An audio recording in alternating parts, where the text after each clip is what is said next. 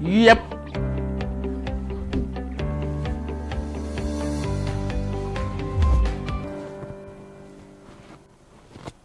Yep. Thank you so very much for being back. And if you just joined us, you're still on to Enterprise Morning, reaching you from Enterprise Television. Let's head straight to our main conversation for today. The federal government's decision to release Comfort Bob from Kirikiri Prison and reduce the no-fly ban on Fuji musician Kwam from 6 months to 1 month has sparked outrage among lawyers, aviation experts, and civil society groups. Critics, including human rights lawyer Femi Falana, SAN, argued that Minister of Aviation Festus Keyamo overstepped his authority by bypassing the Nigerian Civil Aviation Authority (NCAA) and failing to follow due process. They expressed concerns that such unilateral actions undermine regulatory institutions. Comfort Bob had been charged with disruptive behavior aboard an Ibom Air flight, including assaulting a crew member. However, at an Ikeja magistrate court, the charges were withdrawn by the police following the airline's decision to no longer pursue the case. Magistrate Olarunwonju Salami then ordered her discharge shortly after her release. Bob posted on social media thanking supporters but claimed she will still in pain due to her treatment and will share her side of the story. Minister Keyamo explained the decision were made after consultation with key stakeholders. He noted both airline staff and the involved passengers, including Kwam, had shown misconduct, but expressed hope the incident would raise awareness about proper conduct in airports. In Kwam case, the minister said the NCAA agreed to reduce his ban, and the plans were on the way to appoint the musician as a public ambassador for airport behavior protocols. Emeka is here with us. Thank you so very much for joining us. We truly do appreciate you once more. Yeah, thank you. Thank you. My pleasure to be here. Yeah, thank you so very much. Emeka, I know we had done a little bit of talking on that from our newspapers, but I'd love us to flesh that up right now. And since we have the report, I'd love you to speak to the issue of those in power that have been saddled with the opportunity of working with rules and regulations of the institutions they serve, disobeying the same rules and regulations of the institution they serve. Festus Keyamo is a textbook example right now, especially as made possible or as made clear by Femi Falana, SAN. I'd love you to speak to me on this, please. Yeah, thank you very much. Mr. Femi Falana spoke very, very well. He drew up the issues. And let me let me say something quickly. The federal government has only just postponed the evil day because criminal charges have no expiry date. It is civil cases that have a 10-year expiry. So anytime in future, whether dead or alive, Kwam and the Comfort Bob can still be prosecuted. We should take a cue from more serious countries about these things. Aviation security is not something you joke with.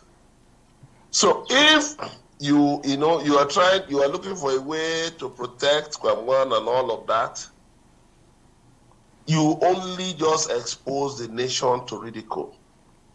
And what does it show? It shows that these people, they just shows misgovernance. It shows that we don't take the rule of law seriously. Our leaders fly all over the world looking for foreign investors. Even in a poor country like St. Lucia, we're looking for investors.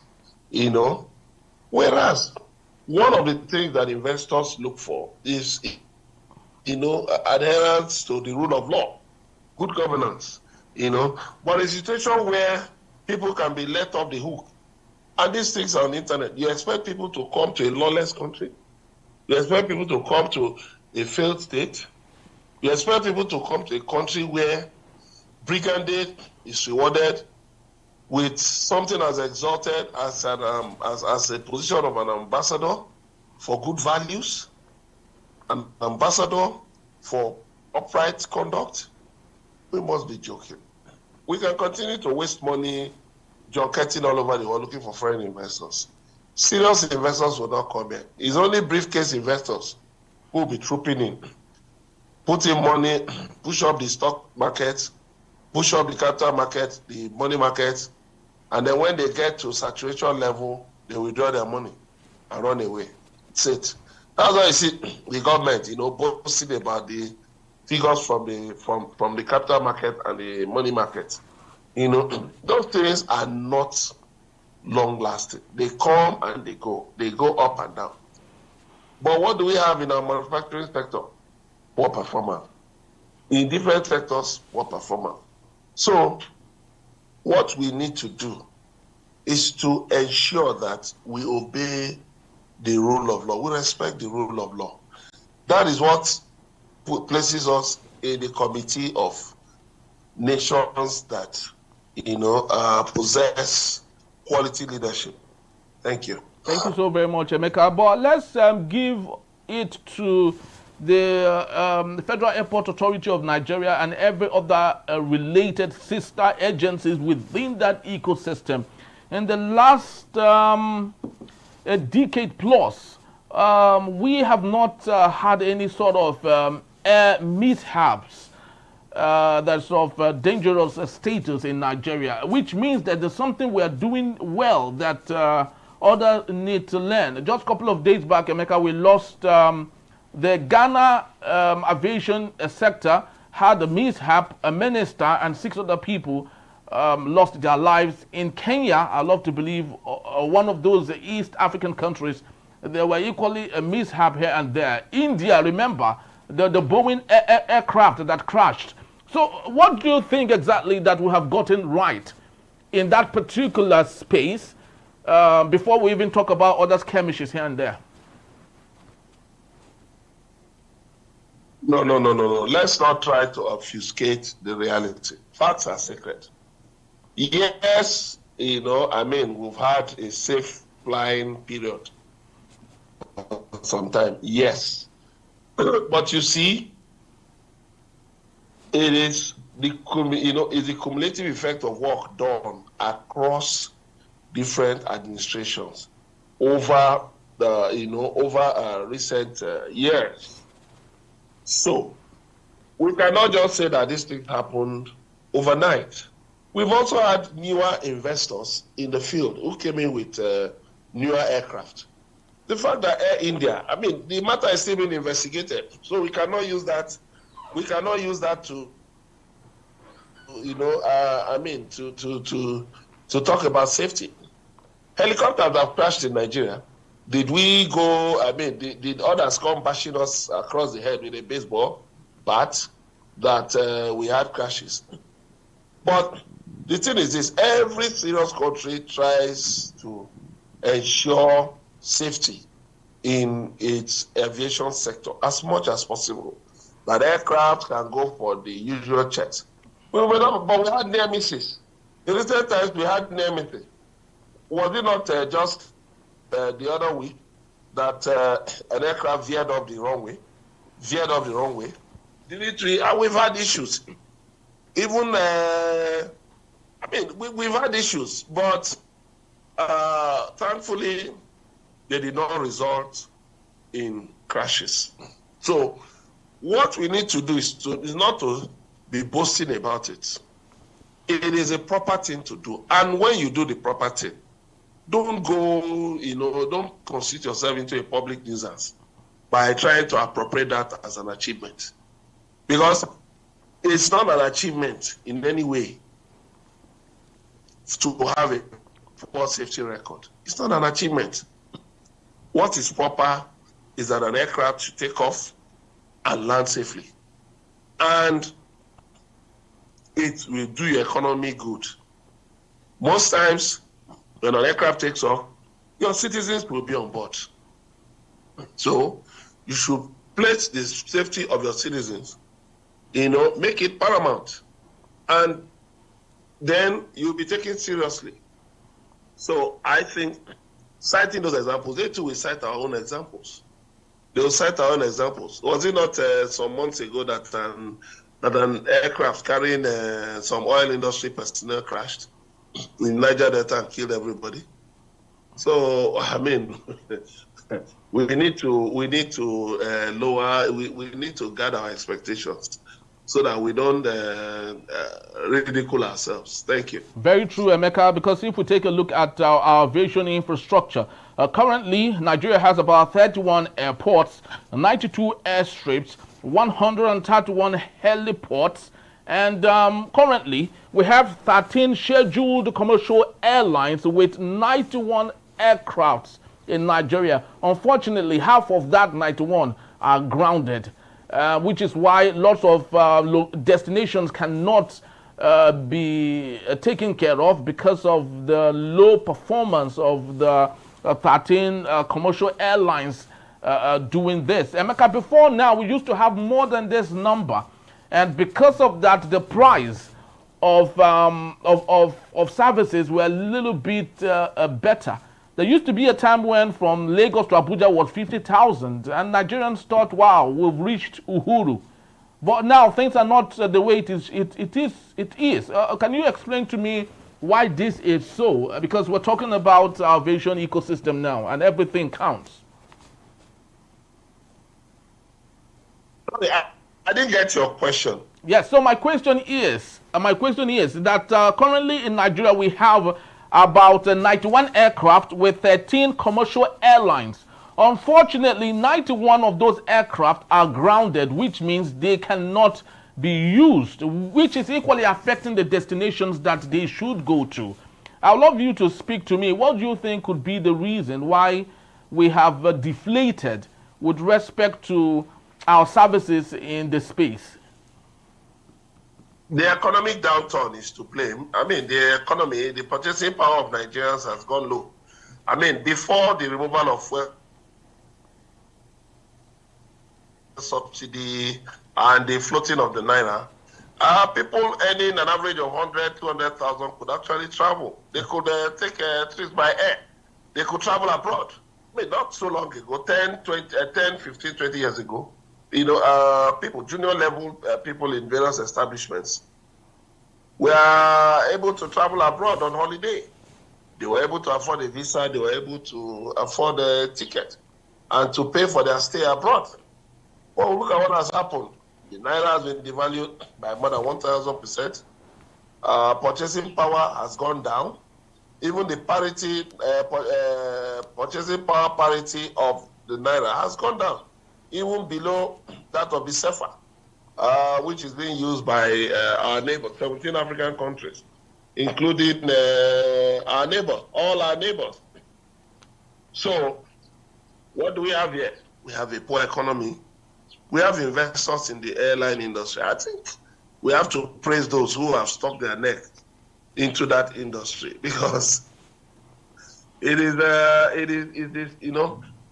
an industry that consumes a lot of money. You have to spend so much to keep your business afloat. And so, what is the profit margin? I don't know, but I don't think it's a tea party. So we need to praise them. And then we'll talk about the number of airports. Right now, only 2 airports are actually commercially viable. The Murtala Mohammed Airport in Lagos and the Nnamdi Azikiwe Airport in Abuja. The other airports are just managing to get by. Many airports in Nigeria, once it's 6 p.m., everybody has closed and gone home. Yes. So the lights are even short. It was recently that the government of Imo State had to invest money in night landing facilities, to provide lighting, for the airports. So, and then there are also illegal airstrips. You didn't mention the illegal airstrips because it may not be known, but there are illegal airstrips. In fact, some private individuals also own airstrips in Nigeria, and so when you put all of this together, it is because why? The roads have been left largely to kidnappers, to bandits, to terrorists, and then to extortionate policemen, soldiers, security agents of different types, and then local government thugs. That is what you see on the roads. And so every state governor wants to set up an airport so that they can just go to the airport and fly to wherever, and leave the ordinary people who cannot afford air travel to their whims and caprices. I mean, how many airports are functional? Only 2 are commercially viable. The rest are just, just there cosmetically. The United States state governments setting up airlines with money that should be used to run their states. Airlines are private ventures. They are not ventures for political showmanship. They are not ventures, they are not ventures, that you just be pumping money into. It's a waste of tax resources. It's a waste. Even if the state government has to be involved, like I said, set up a special purpose vehicle, register a holding company, and then you can put funds there through an act of the State House of Assembly that mandates that mandates the state to invest in ventures that will be for the benefit of the people of the state. Then you can also, okay, in so and so industry, in so and so a venture, we'll take 10%, we'll take 20%. That's like what the federal government is doing with LNG, Nigerian LNG. You can invest here and there. But for you to only own an airline is a waste of money. You cannot recover your costs at all unless unless you continue to invest. And you cannot continue to invest the resources of the state. It is criminal. I mean, that point has to be made that it is criminal. So, all in all, we need to take a serious look at the aviation industry. It's not having the best of times now. You have delayed flights. Yeah. You have cancelled flights. How are the customers being treated? Exactly. How are they being treated? Go to many airports. How many airports are even at the best of times? Okay, when maybe they are lifting people for pilgrimage, Hajj, or Christian pilgrimage. How many people? The cost of going on pilgrimage is prohibitive. How many people can afford it? If you remove government sponsorships of people for Hajj, we may not have more than maybe 1,000 people across the whole country going on a pilgrimage of any sort. So these are the issues we look at when we talk about the effects of the floating of the naira. We tell them these are the things. You will weaken the purchasing power of your people. And then at the end of the day, it's the economy that will suffer. Because people will be more interested in putting food on their tables and taking care of their personal needs instead of talking about flying, going by air. So they would rather risk going by road than risk going by air, than raise money to take a flight. So all of these things are what we're talking about. You must improve the purchasing power of the people. You must also improve the purchasing power parity of the naira. There's no doubt about that. We must do these things. These are imperative. Thank you. Thank you so very much, Emeka. We can't overstate some of these things because they are very real, very realistic before us. The aviation ecosystem is so very important because it affects our tourism sector. It affects lots of other, sectors in the country. So if we do not take care of them very well, then it has an after effect on some of these other sectors that are directly and indirectly interconnected. I think we'll just have to leave it at this point. Thank you so very much, Emeka, for being here. We truly do appreciate your time, always. Thank you very much. All right. People, that's just the time. We'd love to say thank you so very much once more. Please do well to follow us.